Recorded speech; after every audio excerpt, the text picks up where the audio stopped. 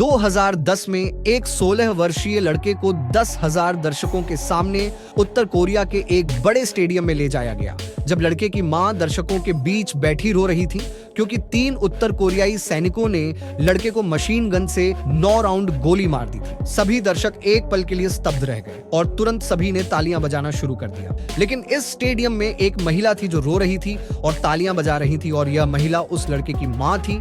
लेकिन अब सवाल यह है कि उस लड़के की गलती क्या थी? दरअसल उसकी गलती सिर्फ केप म्यूजिक यानी दक्षिण कोरियाई संगीत सुनने वाली थी। करीब 26 की आबादी वाला उत्तर कोरिया मिलियन जनसंख्या वाला यह देश दुनिया के एक अलग थलग देश में से एक है, जहां मौत की सजा एक आम बात है। उत्तर कोरिया की सीमाएं 3 अलग अलग देशों रूस, चीन और दक्षिण कोरिया से लगती है। भागने के लिए कई बार सीमा पार करने के बाद 2017 में एक 24 वर्षीय महिला अपने बेटे के साथ उत्तर कोरिया से भागने के लिए चीनी सीमा पर पहुंच गई, क्योंकि चीन में प्रवेश करने के बाद अधिकारियों ने उसे पकड़ लिया और वापस उत्तर कोरियाई सैनिकों को सौंप दिया। दरअसल उनकी चीन के साथ एक डील है कि अगर कोई उत्तर कोरियाई है, यदि भगोड़े चीन आते हैं तो वहां के अधिकारी भगोड़ों को उत्तर कोरिया को सौंप देंगे, और उत्तर कोरियाई सैनिकों द्वारा लड़की को पकड़ने के बाद उसे और उसके बच्चे को बेरहमी से यातनाएं देकर मार डाला जाता है और उनके शरीर को टुकड़े टुकड़े करके सार्वजनिक स्थानों पर लटका दिया जाता है। यह अपराध कोई नहीं कर सकता। देश के अलग थलग होने के कारण यहाँ की खबरें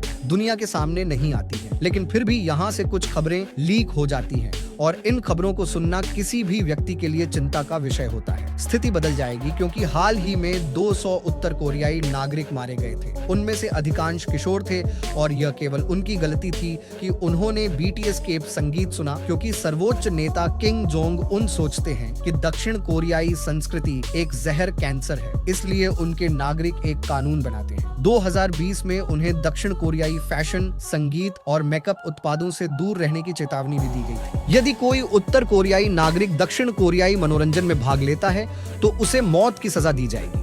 दरअसल किम का मानना है कि दक्षिण कोरियाई संस्कृति या पश्चिमी संस्कृति उनके देश के नागरिकों में एक क्रांतिकारी रवैया पैदा करेगी, जो बाद में किम का विरोध कर सकते हैं। ओसे हायेक के अनुसार अधिकारी कभी-कभी मध्य युग की तरह बड़े स्टेडियमों में अपराधियों को फांसी दे देते हैं ताकि नागरिकों में नियम तोड़ने का तीव्र भय पैदा किया जा सके। यदि वे ऐसा करते हैं तो उन्हें भी इसी तरह दंडित किया जाएगा। बाहर से उत्तर कोरिया देश के बाकी हिस्सों की तरह सामान्य प्रतीत होगा।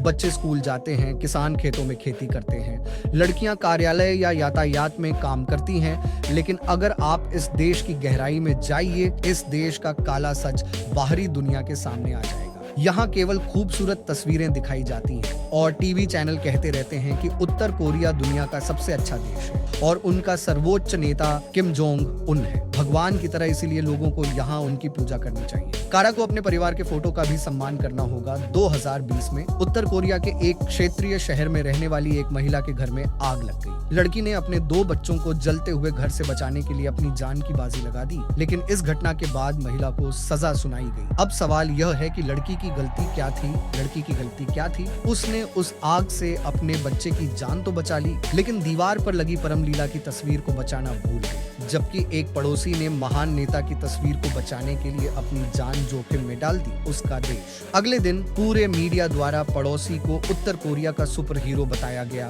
और महिला को डांटा जाता है। किम परिवार के बचपन के गौरवशाली व्यक्तित्व के इतिहास को बढ़ावा देने के लिए केवल सरकारी वित्त पोषित स्कूल है, जहां छात्रों को उत्तर कोरिया का झूठा इतिहास पढ़ाया जाता है।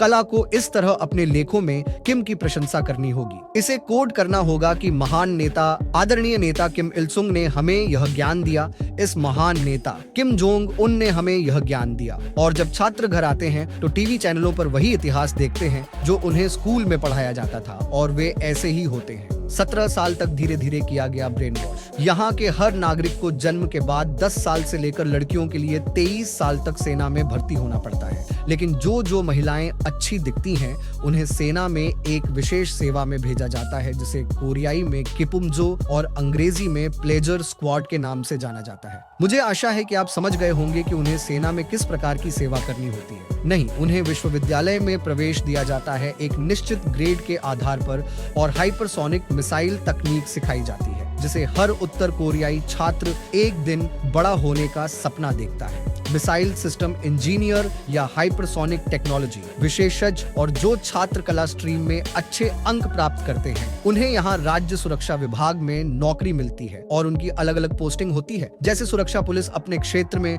खुफिया नौकरी करती है। स्थानीय लोगों को नहीं पता होता है कि उनका पड़ोसी एक अधिकारी है।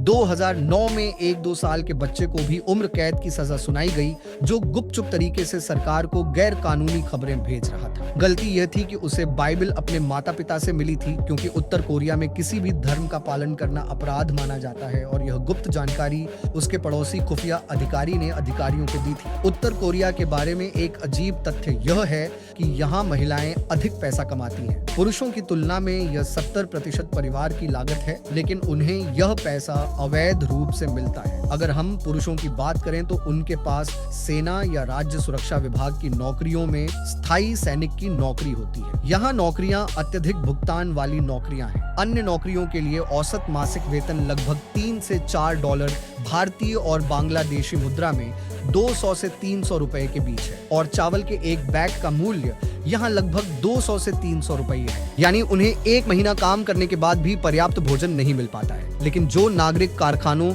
या खेती के खेतों में काम करते हैं उनके लिए स्थिति और भी खराब है। वे पूरे महीने काम करने के बाद 80 से 150 रुपए तक कमा पाते हैं। अब वहाँ के थोड़े से पैसे के बारे में सोचें, कैसे रहते हैं लोग। उत्तर कोरिया से भागे एक सैनिक का कहना है कि उनकी सेना में रोजाना 1 कटोरी 30% चावल, 70% मक्के का आटा, 1 कटोरी सलाद और सूप के साथ सोयाबीन की जड़ें भी खाते थे। इसलिए वह अपने लिए भोजन भी काले बाजार से खरीदते थे। संयुक्त राष्ट्र की रिपोर्ट के अनुसार एक वयस्क को प्रतिदिन 600 ग्राम भोजन की आवश्यकता होती है, लेकिन उत्तर कोरिया में सरकार केवल 400 ग्राम ही वितरित करती है। 2019 में खराब फसल के कारण प्रति व्यक्ति भोजन की कमी, प्रति व्यक्ति 300 ग्राम भोजन वितरित किया गया और कम भोजन के कारण वहां के अधिकांश गरीब लोगों को घास खिलाया गया। सूप बनाकर या कीड़े मकोड़े खाकर गुजारा करते हैं।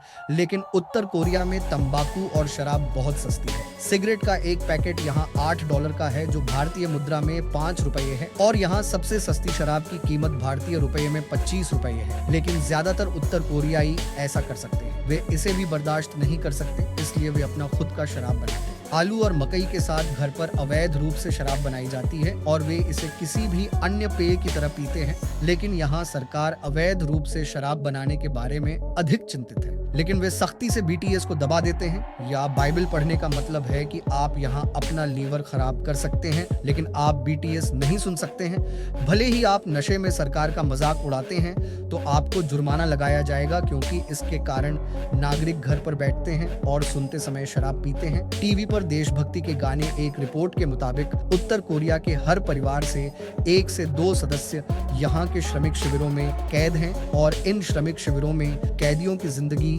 नारकीय है। इससे भी बुरी बात यह है कि यहाँ लगभग 150 से 2 लाख अपराधी हैं जिन्हें अलग अलग जेल शिविरों में रखा गया है और उनके बच्चे भी उनके साथ हैं। यहाँ कैदियों के पास अपना कोई नियम नहीं है। हर दिन गार्ड अपनी मर्जी से नियम बनाते हैं और अगर वे इन नियमों को तोड़ते हैं उन्हें मौत की सजा दी जाएगी। तुमने कुछ चुराया है? अगर किसी ने भागने की कोशिश की लेकिन आपने उसे देखने के बाद रिपोर्ट नहीं की तो भी आपको मौत की सजा दी जाएगी। उत्तर कोरिया से अमेरिका भागे एक कैदी ने कहा कि वह ऐसे शिविर में पैदा हुआ और बड़ा हुआ। यह शिविर चूंकि वह एक बच्चा था, इसलिए वह नहीं जानता था कि जेल के बाहर एक ऐसी दुनिया है जहां वह केवल भूख और दर्द महसूस कर सकता है। वह यह भी कहता है कि प्यार और परिवार की कोई अवधारणा नहीं है। बात सिर्फ इतनी थी कि उसने खाना चुराया था, लेकिन जब उसने उस व्यक्ति को प्रताड़ित होते देखा तो उसे कोई दुख नहीं हुआ। और एक बार उसके भाई और माँ को आंखों के सामने मार दिया गया था, लेकिन यह सब देखने के बाद भी उसे कोई दुख नहीं हुआ।